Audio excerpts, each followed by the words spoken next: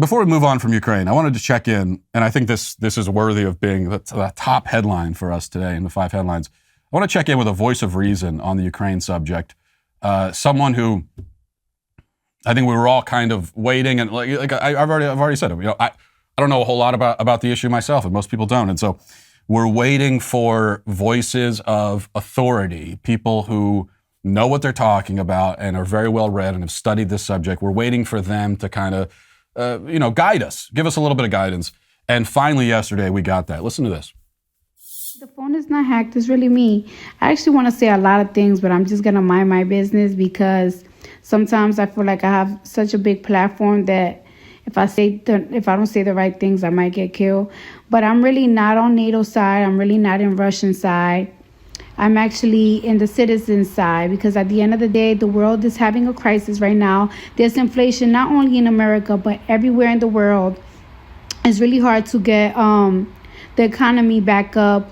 There is so much shipments and embarkments backed up. China's not really messing with us, so a lot of things are behind. A lot of goods are behind, and this shit just made it way more complicated. So I'm just really annoyed by this, and I really wish that all world leaders right now just really come with a logical conclusion, but whatever.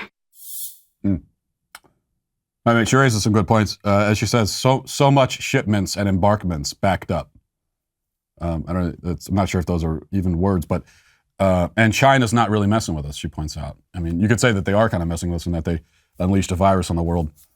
They killed 5 million people. They kind of messed with us that way. But either way, that's her take. And that is what I'll say about it. At least is that it is at least as coherent and meaningful as anything we've heard from the Biden administration about this issue. That actually made more, I'm not going to say it made a lot of sense, but it made more sense comparatively than the clip we played of Jen Psaki saying that we have to get involved for our values. So, whose side are you going to take? Cardi B or Jen Psaki? Those are the only 2 sides available, I'm afraid. Does it make sense that the same company who controls half of online retail also passively eavesdrops on your private conversations at home? What about the idea that a single company controls 90% of internet searches, runs your email service, and gets to track everything you do on your smartphone? Big tech is more powerful than most countries are, and they profit by exploiting your personal data.